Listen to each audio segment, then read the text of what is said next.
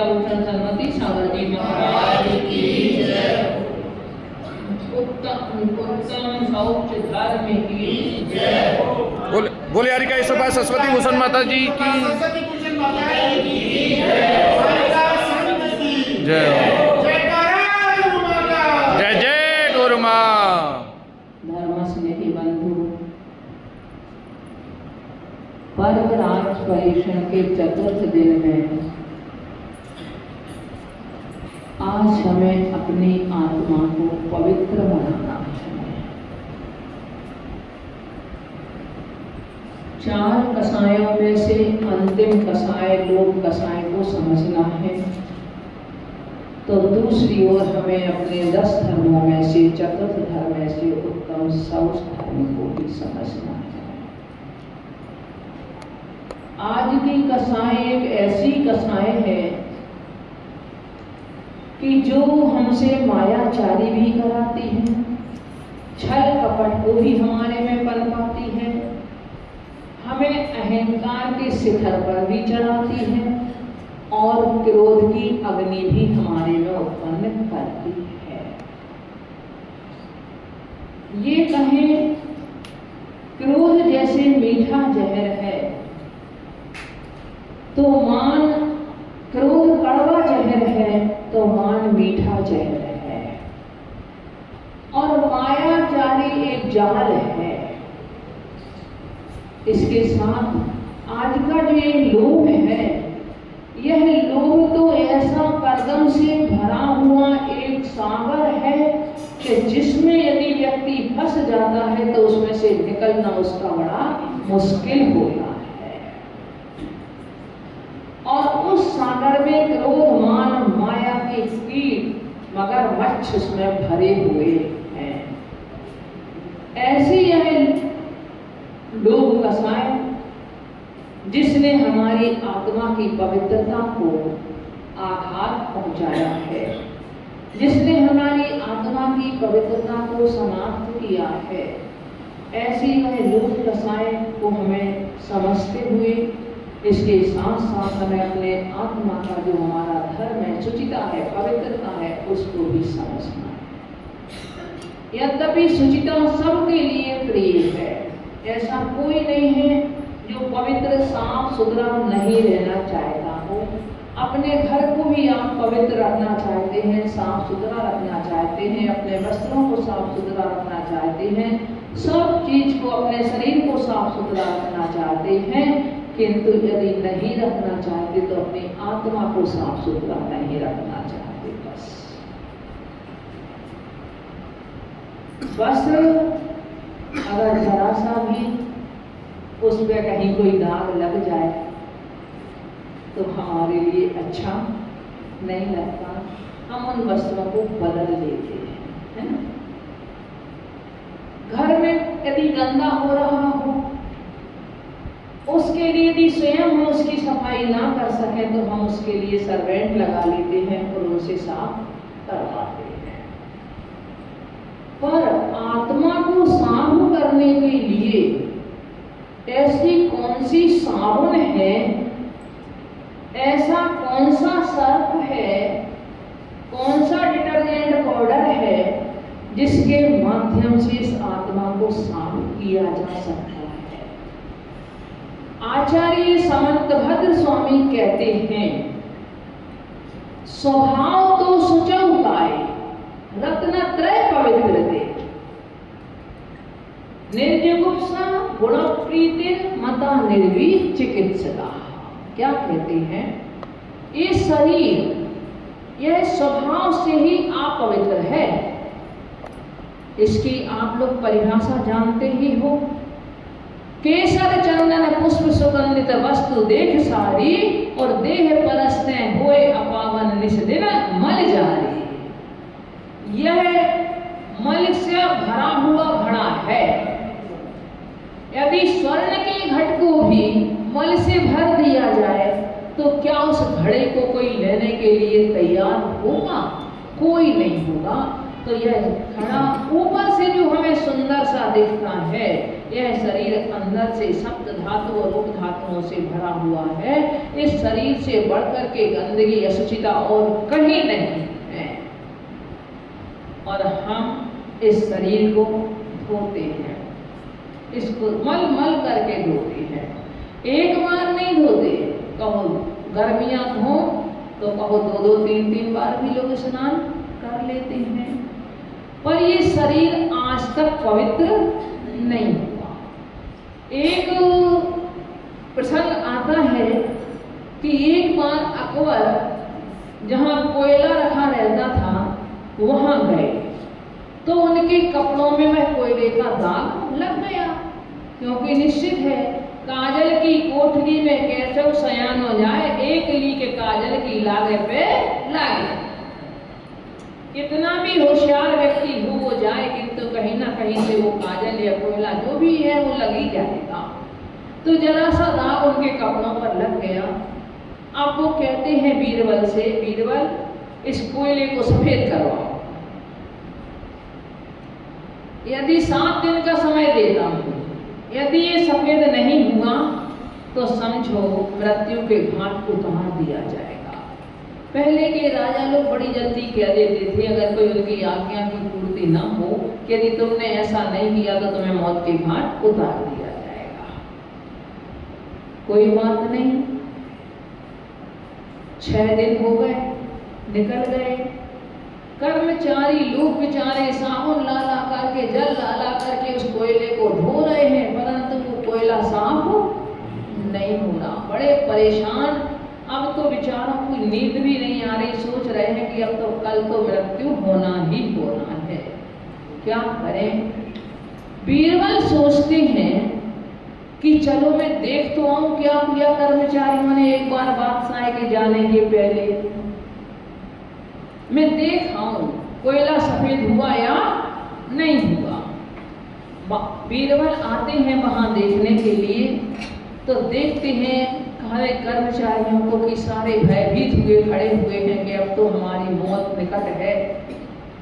बीरबल कहते हैं क्या हुआ, कोयला सफेद हो गया? बोले अरे हम तो बता रहे कितना तो पैसा हमने खर्च कर दिया, कितनी मेहनत की, सारी बावड़ी का जल भी काला हो गया, परंतु ये कोयला साफ नहीं हुआ, हम तो थक गए। बीरबल बोले अच्छा, जो काम बोले थोड़ी सी देर में होना था वो तुम लोग 6 दिन में भी नहीं कर पाए। बोले ऐसे कौन सा तरीका है, हमने तो कहा था कोयले को सफेद करना है, हम लोग धोने में लगे, इतनी मेहनत कर रहे हैं। बोले जाओ एक माचिस की डिब्बी लेकर के आओ, और अब तुम लोगों ने इस कोयले को गीला कर दिया है, इसलिए केरोसिन भी ले आना इसमें डालने के लिए, घासलेट ले आना। और उन्होंने लेकर के उसमें वो लाए, उस पर घासलेट डाल करके और उसमें आग लगा दी, कोयला जल करके सफेद भी। अकबर पहुंचते हैं तो देखते हैं कि अरे कोयला तो सफेद हो गया। इसी तरह से वो घटना उनके जीवन का देखो एक प्रसंग था, किंतु हमारे लिए भी इस शरीर को यदि हमें साफ करना है, स्वच्छ करना है, तो ये शरीर ऐसे मल मल कर धोने से साफ होने वाला नहीं है। इस शरीर को जब हम रत्नत्रय की अग्नि में तपाएंगे, 12 तपों की अग्नि में तपाएंगे, तब इस शरीर अपने आप में पवित्रता को प्राप्त हो जाता है। मुनिराजों के शरीर की भी पूजा की जाती है, उनकी आत्मा के साथ साथ उनके सत्यों की उनका शरीर भी पवित्र हो जाता है। तो ऐसे सुचिता धर्म को के माध्यम से व्यक्ति पूज्य बन जाता है। जब उसकी आत्मा पवित्र हो जाती है, पवित्रता से मतलब है राग द्वेष आदि विभाव परिणामों से रहित हो जाती है, जिसमें क्रोध मान माया रोग आदि जब विध्वंसित हो जाते हैं, जिसमें ईर्ष्या कषाय छल कपट 5 पाप आदि भी जिनके समाप्त हो जाते हैं, वह आत्मा अपनी पवित्रता को प्राप्त हो जाती है। ऐसी हमें उस आत्मा का गुण है ये सुचिता धर्म, शौच धर्म है। आपने बहुत चीजों को साफ किया है हमने सभी ने, किंतु हम फिर भी अभी आत्मा को पवित्र नहीं कर पाए। हमारी आत्मा यदि अपवित्र है तो क्रोध से अपवित्र है, लोभ से अपवित्र है, माया से अपवित्र है, और लोभ का जो पर्यायवाची है वह है तृष्णा। उस तृष्णा से कैसी है? अशुद्ध है। उसके कारण से वह कैसी है? अभी तक साफ स्वच्छ रूप को प्राप्त नहीं हो पाई। आप सबको मालूम है कि अग्नि को वैसे कोई नहीं पीटता खाली, किंतु जब अग्नि लोहे की संगति करती है तब अग्नि को भी पीटा जाता है। इसी तरह से जब हमारी ये आत्मा लोभ की संगति करती है तो इस आत्मा को भी पीटा जाता है। आत्मा भी पिटती है। कहाँ पिटती है? चारों गतियों के में पिटती है ये आत्मा।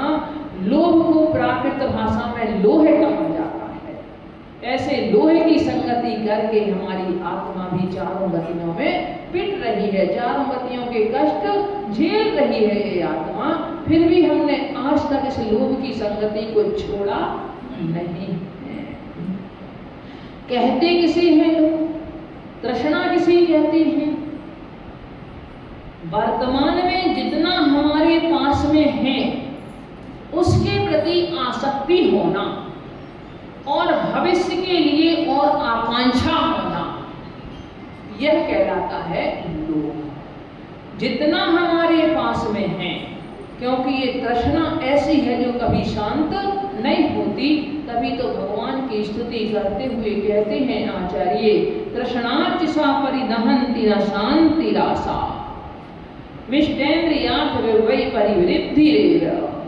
जितना जितना हम इष्ट विषयों के लिए इसमें को सका सेवन करते चले जाएंगे, उतनी उतनी ये तृष्णा हमारी और वृद्धि को प्राप्त होती चली जाती है। यह तृष्णा कभी भी शांत नहीं होती है। यह शांत, इसका ऐसा अजीबोगरीब इसका रूप है। या तो ये शांत होती नहीं, परंतु किनकी शांत होती है? अगर होती है तो जिन्हें शौच धर्म की प्राप्ति हुई है, उनकी यह तृष्णा शांत होती है। जो उस आत्मा को पवित्र बनाने के मार्ग पर चल रहे हैं, जिन्होंने लक्ष्य बना लिया है कि हमें अपनी आत्मा को पवित्र बनाना है, वही इस तृष्णा से मुक्ति धीरे धीरे पा पाते हैं। अन्यथा ये तृष्णा का तो विस्तार इतना अधिक है, जैसे कहते हैं सुरसा नाम की राक्षसी थी, उसका मुख इतना विशाल होता जाता था, फैलता चला जाता था, जैसे आप लोग गुब्बारे को फुलाते चले जाते हैं, जैसे आप और कुछ चीजें होती हैं जिनके लिए आप जिनका जितना भी उनको फुलाते चले जाएं, वो वृद्धि को प्राप्त होती जाती है, बढ़ती चली जाती है। इसी तरह से हमारी तृष्णा भी निरंतर बढ़ती चली जाती है। कोई व्यक्ति मान लो अपने गांव से शहर में जाता है, कई लोग होंगे यहाँ भी जो अपने गांव से शहर में आए होंगे, है ना? तो जब वो जाते हैं वो क्या लेकर के जाते हैं? ऐसे भी लोग हैं जो कहते हैं भाई मैं तो कुछ भी लेके नहीं आया था, मेरे पास तो अपने कपड़े थे और मात्र 500 रुपए थे, 1000 रुपए थे, 2000 रुपए थे, बस इतना लेकर के हम आए थे। यहाँ आकर के हमने लेकर के व्यापार किया, व्यापार करने के बाद में आज हमारा व्यापार बढ़ गया, तो हमारा क्या हुआ? आज हम करोड़ों में आ रहे। अब देखो, जिस समय आपके पास 500 रुपए थे, उस समय आपके लिए यदि 50 रुपए भी प्रॉफिट के मिल जाते थे तो आप दिन में सिर्फ 50 रुपए की चिंता करते थे कि 50 रुपए पूरे हो जाए, बस बहुत है। जब आपके पास में 5 लाख हो गए तो आप सोचने लगे कि अरे भाई 50 रुपए से क्या हो, कम से कम 5000 रुपए रोज की तो इनकम होना चाहिए। व्यक्ति ये सोचने लगता है तो 5000 के चक्कर में पड़ जाता है, और जब उसे लगता है कि अब मैं 5 करोड़ का व्यक्ति हो गया, तब वो सोचता है 10-20 लाख तो कम से कम रोज की प्रॉफिट हो, इसमें कैसे काम चलेगा। कहते वो 99 चक्कर उसका छूटता नहीं है, बढ़ता चला जाता है। यदि किसी के पास 99 है, एक नहीं है तो उसे 1 रुपए की चिंता है, अगर 900 है तो 100 की चिंता है, अगर 9000 परिवार की चिंता होती है, उसके लिए से निरंतर इसी तरह से उसकी आकांक्षाएं बढ़ती चली जाती हैं, शांति को प्राप्त नहीं होती, कहीं भी स्थिर नहीं। ये तृष्णा का रूप ही ऐसा होता है। अब हम प्रायः करके क्या होता है कि जब लोभ की बात आती है तो हम सिर्फ धन के लोभ को लोभ समझ लेते हैं, और उस धन के लोभ के चक्कर में आज अपन देखो तो आज आपके बच्चे आपको छोड़ करके, अपने देश को छोड़ करके, अपने माता पिता को छोड़ करके, अपने धर्म को छोड़ करके, और जहाँ मांसाहारी देश है वहाँ जाकर के बस रहे हैं, मुस्लिम कंट्रियों में वह बस रहे हैं। तो इसका कारण क्या है? एक अर्थ का लोभ है कि नहीं है? अर्थ का ही लोभ है कि वहां जाकर के ना उन्हें अपने माता पिता की परवाह है, ना उनके लिए अपने धर्म की परवाह है, ना उन्हें अपनी देश की परवाह है, कुछ परवाह उनके लिए नहीं है। वहां की नागरिकता भी स्वीकार कर लेते हैं और वहीं जाकर के अपना जीवन बसा लेते हैं। उन्हें कभी जहाँ गुरुओं के दर्शन नहीं मिलना है, जहाँ हो सकता कभी उन्हें भगवान के दर्शन नहीं मिलना है, और यदि माता पिता चले भी जाएं तो भी उनके लिए आने की फुर्सत नहीं। इतनी आत्मीयता भी उनकी वहां खत्म हो जाती है, कह देते हैं समय नहीं है। जितना बड़ा ऑफिसर बेटा बन जाएगा, जितना ज़्यादा उसको आप पढ़ा लिखा दोगे कि वो अच्छी नौकरी करेगा, अच्छी सर्विस करेगा, तो जितना ज़्यादा उसके लिए आप वो कर दोगे उतना ही वो आपसे दूर होता चला जाएगा। ये किसका परिणाम है? हम धन के लोभ के साथ साथ, देखो धन का लोभ तो है इस व्यक्ति के अंदर, पर इसके साथ साथ सिर्फ लोभ सिर्फ धन का नहीं है, विषय वासनाओं का भी लोभ है, यश का भी लोभ है, पद प्रतिष्ठा का भी लोभ है। यह भी लोभ कोई कम नहीं है। विषय वासनाओं का लोभ, पंचेंद्रियों के विषयों को व्यक्ति कितना भी भोगता रहे, जितना जितना आप इष्ट पदार्थों का सेवन करते रहेंगे, अपने प्रिय पदार्थों का आप सेवन करते रहेंगे, उतना उतना आपका लोभ और बढ़ता चला जाएगा। यदि आपके लिए मान लो अच्छा स्वादिष्ट भोजन करने की आदत है, आपके लिए बहुत अच्छा भोजन करने की आदत में है आपने, अब एक समय तो शरीर ने साथ देता था, आप तले हुए गर्म पदार्थ खाते थे, अपने मन के अनुसार जो खाना होता था वो खाते थे आप, एक समय तक तो शरीर साथ दे देता है, परंतु उसके बाद जब कुछ उम्र हो जाने के बाद में ये शरीर आपका काम नहीं देता है, शरीर के अंदर का संस्थान बिगड़ने लगता है। उस समय उन लोगों से पूछो उन्हें जरा भी खाने में कितनी परेशानी होती है, थाली छोड़ छोड़ के चले जाते हैं, हमारे लिए भूख नहीं है। डायबिटीज के मरीज छुप छुप करके मीठा खाते हैं और क्या क्या देते हैं, अरे मरना तो है ही, एक दिन खा पी के मरो, ऐसा दम भरते हैं। तो ये क्या होता है? ऐसा नहीं है कि उन्हें अपनी जिंदगी प्यारी नहीं है, अपने बच्चे प्यारे नहीं है, अपना घर प्यारा नहीं है, उन्हें सबसे मोह है, उनका मोह छूट गया हो, ऐसी बात नहीं है, किंतु उनके अंदर की जो विषय के प्रति लोलुपता है, जो रसना इंद्री की लोलुपता उनकी है, वह नहीं छूट रही है। इस कारण से वह उसकी आड़ ले रहे हैं कि मरना तो है ही, खा पी के क्यों ना मरा जाए। विषय वासनाओं का ही लोभ है। चक्रवर्ती शुभम के लिए क्या नहीं था, उनके लिए क्या उनके पास में नहीं था, उसके पास में 6 खंड का वैभव और उसके पास में 360 रसोई उसको बनाने वाले, किंतु कितना एक आम के लोभ में और उसने अपने प्राणों को गंवा दिया। उस आम के लोभ में लेके नमोकार मंत्र को अपने पैरों से मिटा दिया, अपने जीवन के लोभ में कहो तो क्या नहीं। कंस ने लेकर के अपने राज्य के लोभ में कृष्ण को बचपन से मारना चाहा, अपने बहन और अपने बहनोई के लिए जेल की चीखों में बंद कर दिया। कितनी यातनाएं उनके लिए दी गई, किसके कारण से? लोभ ही तो था उनके लिए कराने वाला। कौरव और पांडवों का महाभारत मचा तो किस कारण से मचा? अकेले एक लोभ के कारण। दुर्योधन की नीति जो थी, दुर्योधन को यद्यपि श्री कृष्ण भी समझाने के लिए गए युद्ध के पहले कि भाई तुम्हें सिर्फ हमें 5 गांव दे दो, हम पांडवों को बना लेंगे, परंतु दुर्योधन कहता है कि हम 5 इंच भूमि भी देने को तैयार नहीं है बिना युद्ध के। तो ये सब जितने हमारा इतिहास इस बात का गवाही है। आज वर्तमान में भी आप देखो तो यदि भाई भाई के साथ छल कर रहा है,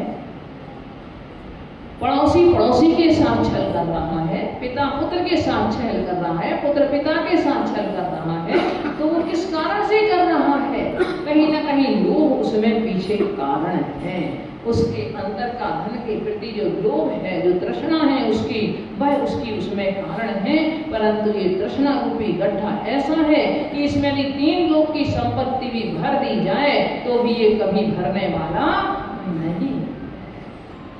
एक व्यक्ति को अगर 3 लोग की संपत्ति भी दे दो एक व्यक्ति के लिए, तो भी उसकी तृष्णा शांत नहीं होगी।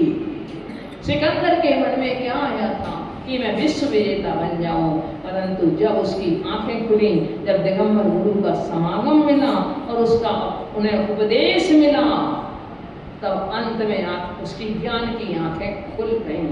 इन आंखों से व्यक्ति सोए कोई बात नहीं, परंतु अंदर के ज्ञान चक्षु यदि किसी के खुले हुए हों, तब वह शौच धर्म को समझ सकता है, वह आत्मा को पवित्र बना सकता है, आत्मा की पवित्रता कर सकता है। यश प्रतिष्ठा का लोभ, जिस सिकंदर की बात अपन ने की, उसके मन में अपना यश का क्या विश्व विजेता बनो, धन का राज्य का संपदा का लोभ तो था ही, पर इसके साथ साथ विश्व में प्रसिद्ध होने का लोभ था। अरे आपका यश नाम कर्म का उदय होगा तो पता नहीं कहां से आपके लिए ऐसे निमित्त मिलेंगे और आपका यश चारों ओर फैल जाएगा। और यदि आपका यश नाम कर्म का उदय नहीं है, अयश नाम कर्म का उदय है, तो अच्छा करते करते हुए भी और आपको कोई घर में अच्छा नहीं कहने वाला है। समाज का करते करते चले जाओगे, वहाँ कोई अच्छा नहीं कहेगा। परिवार का करते करते चले जाओगे, वहाँ भी कोई अच्छा नहीं कहेगा। और चाहे कैसे करो, परंतु वो तुम्हें कुछ अच्छा मिलने वाला नहीं है। तो उसके लिए हमें आवश्यकता है कि हम पुण्य की संपदा एकत्रित करें। यदि पुण्य की संपदा हमारे पास होगी तो हम सब कुछ प्राप्त कर सकते हैं। दुनिया की कोई भी वस्तु हमारे लिए कमी नहीं है। जब आप लोगों ने पाप पुण्य शतक पढ़ा था, क्योंकि ये नीति है कि धनवान व्यक्ति हैं वो अपने धन को भोग नहीं पाते, वो सिर्फ उस धन की रक्षा करते हैं, बस समझो, एक प्रहरी की तरह। धनी व्यक्तियों को आपने देखा होगा, वो खा कितना पाते हैं, कितना पचा पाते हैं। आपने पुण्य पाप शतक में पढ़ा था, पुण्योदय से माल खजाना सुखद समागम ज्ञानी है, और पापोदय में तन है रोगी मिले दाल का पानी है। बड़े बड़े अच्छे अच्छे रईस लोगों को देख लिया, सब कुछ है उनके पास में, परंतु डॉक्टर कह देता है कि भाई अब तुम्हें कुछ खाना नहीं है, मूंग की दाल का पानी और घिया की सब्जी, और भूखा फुल्का वो भी मिल जाए तो है, नहीं तो कुछ नहीं खाना है तुम्हारे लिए। एक कम है तो हम उस संपदा को जो आपके पास रखी है, जो आपकी बैंक बैलेंस है, जो आपकी ट्रेजरी में बंद है, वो सिर्फ ये आपके मन को संतुष्टि करने के लिए है कि मेरे पास इतना है। वो आपके मान को बढ़ाने वाली है, वो आपसे मायाचारी कराने वाली है, वो आप उस अहंकार में आपको दिलाने वाली है आपके लिए, बस वो इसमें आपका साथ दे देगी, परंतु आपके सुचिता धर्म को प्रकट करने में वो आपका साथ नहीं निभाएगी। आपने कभी सोच देखा, आज वर्तमान में बैंक बैलेंस का समय है, हर व्यक्ति अपना बैंक बैलेंस बढ़ाना चाहता परंतु आपने जिस पैसे को बैंक बैलेंस किया है वो कहाँ किस कार्य में खर्च हो रहा है आपको मालूम है? नहीं मालूम है? कहाँ मुर्गी पालन केंद्रों के लिए दिया जा रहा है, मधुमक्खी पालन वालों को दिया जा रहा है, ऊचड़ खाने वालों को दिया जा रहा है। आपके धन का उपयोग इन कार्यों में हो रहा है। जो आपने संपदा इतनी मेहनत से कमाई थी उस संपदा का उपयोग पाप कार्यों के लिए हो रहा है।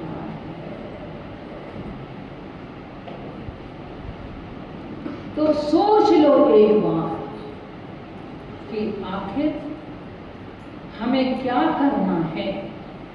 यह लोभ तो किसी भी चीज का हो हमारे लिए नहीं है, कार्यकारी नहीं है। ये अंत में हमारे लिए पश्चाताप ही कराने वाला है। अंत में इसका फल क्या है? वैसे लोभ का ही ये कारण है कि जिसके पास में ज्यादा संपदा होती है उसके विरोधी भी उतने ज्यादा होते हैं। एक साधु हुए हिंदू धर्म से, उनके अपने जीवन में 24 गुरु थे, एक चील भी उनकी गुरु थी। आप कहोगे चील कैसे गुरु बन गई साधु की? उन्होंने देखा एक दिन चील के लिए कि उसके मुख में एक मांस का टुकड़ा था, तो चारों तरफ से और चीलें उसके लिए झपट रही थी कि ये मांस का टुकड़ा हमें मिल जाए। उसके लिए चोंच मार मार करके उसके लिए उसके शरीर में जख्म कर दिए उस चील के। इतने में ही अचानक वह उसका मांस का टुकड़ा गिर जाता है मुंह से और वो सारी की सारी चील हट करके उस मांस के टुकड़े पर टूट पड़ती हैं, उसे छोड़ देती हैं। ये भाई देखते हैं तो वो कहते हैं हे चील, आज से तुम मेरी गुरु हो गई, क्योंकि जिसके पास होगा उसी के लिए, तुम्हारे पास एक मांस का टुकड़ा था तो उसके लिए झपटने के लिए लोग तैयार थे। वह सारी की सारी चील तुम्हें परेशान कर रही थे, किंतु अब तब तुम्हारे मुख से वह टुकड़ा गिर करके चला गया तो अब उन्होंने तुम्हें छोड़ दिया है। ऐसे ऐसे परिवारों की सामने है कि जिन्होंने अपने बच्चों के लिए करोड़ों दे दिए, फिर भी बच्चे उनके लिए 2 मिनट उनके पास बैठने का उनके लिए समय नहीं है। पापा बेचारे अकेले घर में पड़े हुए हैं, बच्चे आराम से मौज कर रहे हैं दूसरे घरों में, पर उन्हें अपने पिता के पास बैठने का समय नहीं है। तो हमें सचेत होने की आवश्यकता है। समय से पूर्व यदि हम सचेत हो जाएंगे तो कल के दिन ऐसी स्थितियां हमारी नहीं होंगी कि हमारे लिए क्या कहते हैं कि अंत समय में बुढ़ापे में तो व्यक्ति के लिए घर के दरवाजे बाहर वाले कमरे में जगह मिलती है, अंदर कमरे में जगह नहीं मिलती। कहाँ मिलती है? बाहर वाले कमरे में आपको ये जगह मिलेगी, कहीं कोई बाहर से भीतर ना आ जाए और भीतर के लोग कहीं बाहर ना चले जाएं। उनकी रखवाली करने का काम बुजुर्गों का होता है। आपके लिए कहीं आप जिस घर के मालिक थे उस घर के कहीं चपरासी ना बन जाओ। जहां आपकी हुकूमत चलती थी वहां आप दया के पात्र ना बन जाओ। दूसरी ओर पक्ष हम देखें, इस लोभ के कारण तो ये हम समझते हैं, सब जानते हैं कि कोई सुख प्राप्त नहीं कर पाता है। एक दृष्टांत आता है कि एक सेठ के 4 पुत्र थे, तो वह चारों पुत्र बाहर सेठ ने उनको व्यापार करने के लिए भेज दिया। जब बाहर उनके लिए भेज दिया, चारों बहुओं में आपस में बड़ा प्रेम था, तो सेठ के लिए अपनी बहुओं पे विश्वास नहीं था, तो वो बाहर चारपाई डाल करके सोचा था कि बाहर कोई बहू भी बाहर ना जाए। एक दिन सेठ को राजा ने बुलवा लिया राजा ने बुलवा लिया सेठ के लिए कुछ काम के लिए, तो उसी समय एक योगी उनके घर पे बाई चांस आ गया, ऐसा नाम सुना। उस योगी को उन बहुओं ने बड़ी अच्छी भिक्षा दी, बहुत अच्छी। तो वो योगी प्रसन्न होकर के बोला, मैं तुम्हें एक मंत्र देता हूँ, तुम उस मंत्र को एक लकड़ी तुम लेना और उस लकड़ी के ऊपर थोड़े से उड़द के दाने डाल करके ये मंत्र पढ़ना, और फिर तुम जहाँ जाना चाहो उससे कहो, तुम अपने इच्छित स्थान पर वो लकड़ी तुम्हें ले जाएगी। ऐसा मंत्र वो योगी दे करके चला गया। अब उन बहुओं ने क्या किया, एक पोली लकड़ी मंगवाई बड़ी सी, जो अंदर से जिसमें पोल थी, जिसमें बैठने का स्थान था। उन्होंने मंत्र पढ़ा, उड़द के दाने डाले, लकड़ियों के अंदर बैठी चारों की चारों, और बोली मुझे रत्न दीप ले चलो। वो तो मंत्र का प्रभाव था, तो बहुत जल्दी रत्नदीप पहुंच गई और रत्नदीप से रत्न लेकर के वापस भी आ गई। ऐसा क्रम उनका चलता रहा। इस तरह से उनने बहुत सारे रत्न अपने पास में इकट्ठे चारों बहुओं ने कर दिए। एक नाई पहले प्राय करके घरों में आते रहते थे, जो सेवा करने के लिए, मसाज करने के लिए वह नाई घरों में आते रहते थे। तो सेठ जी की मसाज वगैरह करने के लिए एक नाई आता था। उसने देखा ये लकड़ी लेके यहाँ कई दिन की पड़ी हुई है, कहीं इसमें कोई चमत्कार तो नहीं है। कहते हैं कि पक्षियों में कौवा और मनुष्यों में नाई दोनों बड़े धूर्त होते हैं, इनका कोई विश्वास नहीं किया जा सकता। तो वह नाई ने देखा कि आज मैं छिपके देखूंगा आखिर क्या है इसमें लकड़ी में। जब रात को चारों बहुएं गईं और वापस आई, तो उसने देखा, अरे।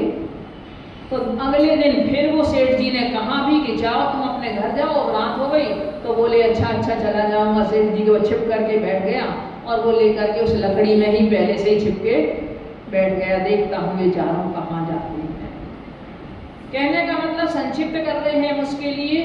तो वह चारों बहुएं गई, वो नाई भी उसमें बैठा था, वो भी चला गया।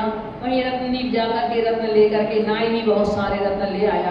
अब जब उसके पास रत्न आ गए तो वो सेठ जी की मसाज आदि करने नहीं आया, सेठ जी का काम करने नहीं आया। सेठ जी ने कहा भाई क्यों, क्या बात है? बोले अब मेरे तुम्हारे उसकी पैसे की जरूरत नहीं है, मैं तो रत्नदीप जाकर के रत्न ले आया। सेठ को बताना नहीं थी उस बात के लिए, परंतु उस नाई ने सोचा, उसने लेकर के मुझे ये भी कुछ दे देंगे, तो चलो उसने लेकर के नाई ने बता दिया। सेठ ने कहा कैसे गए थे रत्नदीप? उन्होंने कहा तुम्हारी चारें मुंह में जाती हैं, और ये जो लकड़ी पड़ी है ऐसा ही नहीं पड़ी है, इस लकड़ी में बैठ करके तुम्हारी चारें मुंह में जाती हैं। तो उसने बता दिया सेठ के लिए। तो सेठ ने सोचा कि चलो अब मैं भी देखता हूँ इसके लिए। सेठ ने पहुंचा, सेठ ने लेकर के अपना उस लकड़ी में बैठ गया पहले से। अब जब लौट करके आ रहे थे रत्नदीप से, अब सेठ ने और बड़ी गठरी सी ले ली, रत्नदीप में अपनी भर ली। अब सेठ का वजन, नाई का वजन, रत्नों का वजन, अब इतना ज्यादा वजन हो जाने के कारण से वो लकड़ी धीरे धीरे चल रही है। अब उसमें बात वजन ज्यादा हो गया आवश्यकता से अधिक। तो हमने सोचा क्या बात है, क्या बात है? चारों मुंह बोले से तो हमारा ससुर गुस्सा होगा, ससुर की डांट से नहीं पड़ेगी हमारे लिए, हमें देर हो जाएगी पहुंचने में। तो क्योंकि वो रातों में जाती थी और रात में वापस आ जाती थी। तो सेठ ने सुन ली ये बात। तो सेठ बोला चिंता मत करो, जो जिसका तुम्हें डर लग रहा है वो तुम्हारे साथ बैठा हुआ है, तुम चिंता मत करो। तो उन चारों बहुओं ने कहा ये तो हमें परेशान कर देगा, और ये पता नहीं अब ये और साथ में पड़ गया। उन्होंने कहा इसको लेकर के और उनके रत्न और सेठ को तो खुद तो मतलब वो करके उसको लिए समुद्र में ही उसके लिए गिरा दिया। देखो घटना घटी हो नहीं घटी हो, मतलब कहानियां भी बनाई जाती हैं, किंतु इसका तात्पर्य यही है कि जहाँ हमारे लिए लोभ होता है, इस लोभ के ही कारण देखो व्यक्ति क्या क्या नहीं कर लेता है। लोभ के कारण माता से, पिता से, यहाँ तक कि पिता का साम्राज्य लेने के लिए और बच्चों ने उनके पिता का मर्डर करके खुद गद्दी पर बैठ जाते हैं। पिता यदि उनके लिए इच्छित वस्तु नहीं देते हैं तो पिता की प्राणघात भी उनके कर देते हैं। हम जब चंडीगढ़ में थे, चतुर्मास कर रहे थे, जब उस समय सुना था कि मोहाली में एक बच्चे ने अपने पिता का मर्डर कर दिया और उसके मन में जरा रंच मात्र भी खेद नहीं आया और लेकर के जाके बिस्तर पे जैसे सोते हैं वैसे जाके सो गया। तो ऐसे कई दृष्टांत, ऐसी कई घटनाएं हुई हैं। दृष्टांत क्या हुए हैं वो आज हमारे इतिहास के स्वर्णाक्षरों पर अंकित हैं। तो ऐसे हम देखें कि वह लोभ ही हमारे लिए इतना दुखदाई है। इस लोभ को कैसे जीता जा सकता है?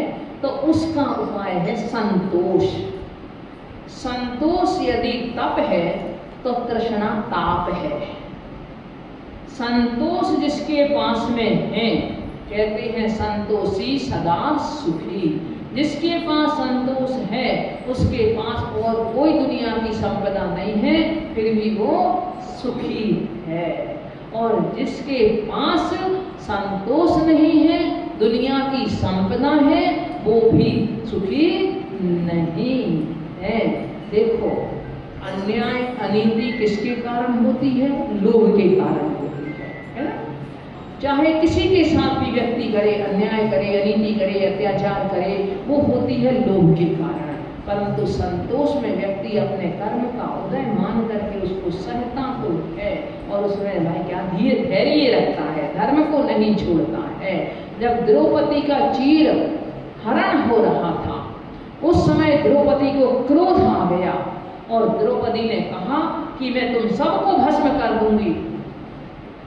तो धृतराष्ट्र के लिए बड़ा डर लगा कि ऐसा ना हो, क्योंकि एक सती स्त्री के अभिशाप से ऐसा होने में कोई बड़ी बात नहीं है। धृतराष्ट्र बोले, बेटी तुम्हें कोई वर चाहिए हो तो मांग लो। तो द्रौपदी बोली, स्वामी पितामह, यदि आप मुझे कोई वर देना चाहते हो तो मेरे लिए यही वर दे दें कि हमारे पति का जो अस्त्र शस्त्र हैं वह उनके वापस पुनः उनके लिए मिल जाए। बोले दूसरा वर मांग लो। बोले और वर की हमें आवश्यकता नहीं है, क्योंकि यदि वो मांगती उस समय तो वो राज्य भी मांग सकती थी जो राजा हार गए थे। किंतु बोले नहीं, ये अन्याय हो जाएगा, ये गलत उपयोग हो जाएगा उसका।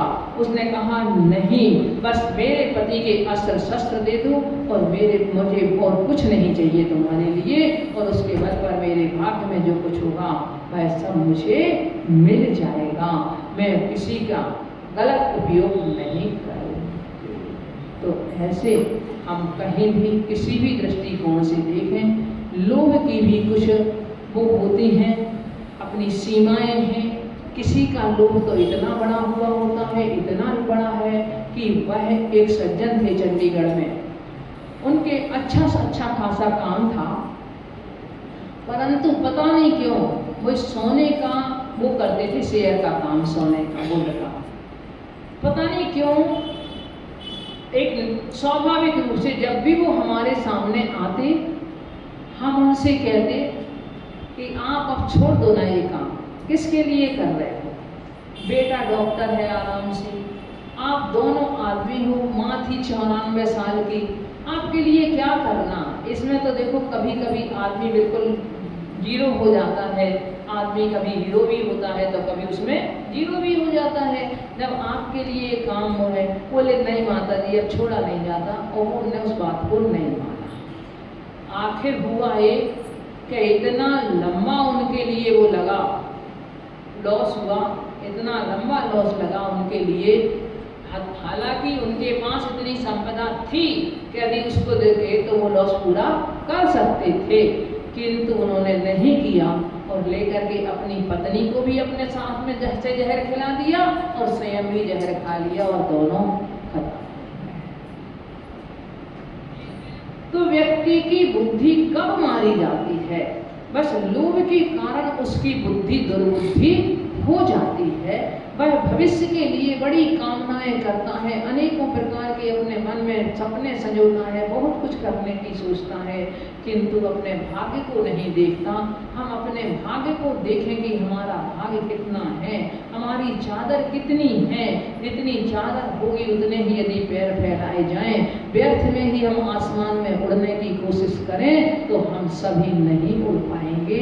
हम इसलिए ऐसा सोच करके अपने मन में धैर्य को धारण करें और अपने मन में समता को धारण करें। संतोष रखने के कारण से हमारे लिए अनेकों लाभ हो सकते हैं और लोभ के कारण से व्यक्ति अनेकों बीमारियों से ग्रसित समझो हो सकता है। कई बार तो हार्ट अटैक तक भी हो जाते हैं। वह लाभ और हानि में सुख दुख मानता है। कृष्णदास सेठ की वही स्थिति होती है। जब कृष्णदास के लिए एक ने साधु ने समझाया कि देखो सेठ जी, अब कोई फायदा नहीं है तुम्हारे लिए, इतना तुम्हारे पास अरबों की संपत्ति है, तुम क्यों बेकार में अपना वो करते हो, अब क्यों रात दिन इसी में लगे हुए हो। उसके समझ में नहीं आई। और एक दिन क्या होता है, कृष्णदास जी अपना हिसाब किताब लगाने में लगे हुए हैं कि मेरे पास कितना है, इतना है, इतना है, अब इतना और मंगाना है। इतने में समाचार आता है कि उनके प्रपौत्र का जन्म हो गया है। तो बोलते खुशियाँ मनाओ और लेकर के अपना सब खुशियाँ मना रहे होते हैं। इतने में ही नौकर चाकर आके कहते हैं कि अरे इसमें तो जच्चा और बच्चा दोनों का मरण हो गया है। समय का कोई ठिकाना है क्या? नहीं है। तो कहते, अब वो कहते हैं अरे हाय, मैंने तो बेकार कर दिया ये सब, मैंने सब बेकार कर दिया, क्या हुआ। दुखी होने लगते हैं। पहले खुश हो रहे थे, वह दुखी हो गए। अब इतने में ही समाचार आ जाता है कि सेठ जी आपके नाम से लॉटरी निकल गई है। तो सेठ जी प्रपौत्र का और उसका बहू का कष्ट भी भूल जाते हैं, वह दुख भी भूल जाते हैं और लॉटरी की खुशी मनाने लगते हैं अपने मन में। इतने में अगर कहीं ऐसा समाचार आ जाए कि अरे आपका जहाज ही डूब गया है लेकर के, तो सेठ जी को अटैक ही पड़ जाता है।